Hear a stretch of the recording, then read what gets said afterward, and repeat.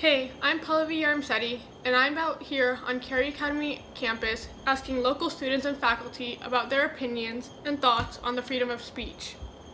But before we get started, wanted to welcome the president of the American Civil Liberties Union, Anthony Romero, onto the show. He is able to speak and answer questions from our viewers about specific cases in relation to an individual's rights and liberties with free speech in the First Amendment. Thank you for coming on the show and being with us today. Glad to be here. We have someone on the line who has a question about the recent case of Schneider versus Phelps. Thank you for letting me on the show. I wanted to ask your view on the West Baptist Church and its offensive remarks at a Marine's funeral. Why was that hateful speech protected by the First Amendment? Okay, well, first of all, thanks for having me on the show again. And in response to the caller's statement, I agree with you that the church member's speech and behavior were offensive. But even people we disagree with are entitled to free speech, and if they choose to express their opposition to homosexuality at a funeral, they have the legal right to do that. But where do you draw the line? Imagine if it was your son's funeral and a church was shouting "fag troops" and "thank God for dead soldiers." It is beyond acceptable in what should be a civilized, tolerant society. Although I agree that there would have been a level of emotional distress to the family, the fact remains that the First Amendment states the government may not prohibit expression of an idea simply because society finds that idea offensive. In no way were the words designed to incite violence or hatred. Instead, the funeral was a platform to make their voice heard. I understand your point, but for so many, this case struck a chord because while the family was not protected, those citing offensive and derogatory remarks were. Furthermore, it was at a time when a family is at its most vulnerable, and people could relate to this. The level of insensitivity crossed the boundaries of socially acceptable behavior. One person's justice is another's injustice. Defending and preserving individual rights and liberties is guaranteed by the Constitution and laws of the United States. The First Amendment exists to protect these rights and must be respected and adhered to. It looks like that's all the time for the debate. Both of you bring up some really interesting points. I wanted to thank you again, Anthony, for coming on the show today and providing lots of insight on free speech in the First Amendment.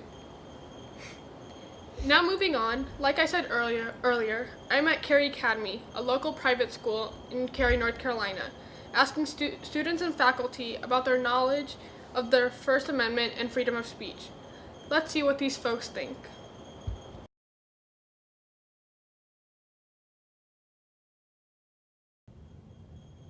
Marbury versus Madison. Okay. No, I'm just kidding. I don't think that's actually. That has nothing to do with speech. I don't think. That's just the first Supreme Court case I thought of.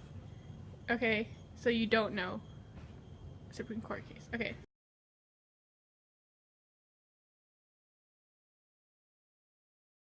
Well, there was like Bill Clinton's daughter. Everyone was harassing Chelsea Clinton because she was kind of ugly when she was like 10, and then people were like, "Stop." And so now you don't make fun of the president's daughters.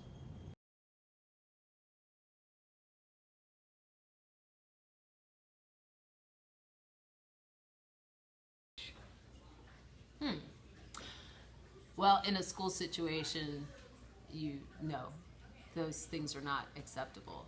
Should someone be allowed to denigrate others outside of just in general?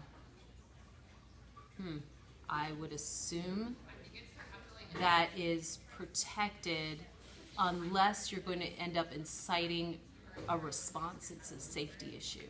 So I have a feeling there's some wiggle room there where you could actually legally cause that behavior to stop.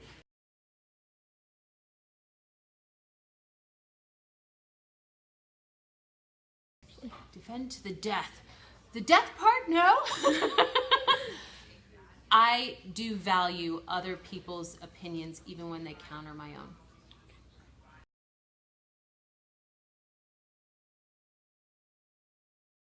own. Yeah, I think you could say whatever you want. I feel like you'd feel like we were oppressed if we didn't have freedom of speech. I think it's a form of expression, which I think is really important because then you can hear the people's needs and whatnot, and it just kind of creates, I don't know, it just creates a lot more creative world, and there's a lot more opportunities and outlets for people.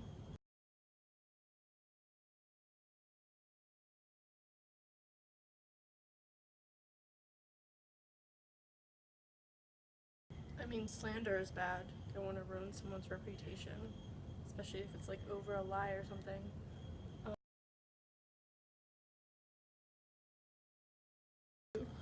Well, I think freedom of expression is something really important, especially in a country like the United States, because it gives people the right to basically express themselves, and it's sort of what distinguishes a country that has freedom and more basic rights from a country that doesn't.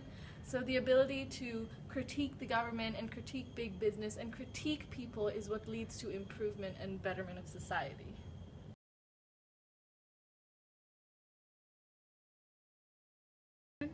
I think the internet definitely is a great outlet for expressing yourself, and at times it can be a bit risky because when people express themselves there are certain negative and hurtful views, but it really does open up the world so that now, like, if I didn't have the internet, I just wouldn't know as much as I know now, but because I do have the internet and I see all these different opinions and expressions, I know a lot more because of that outlet of expression.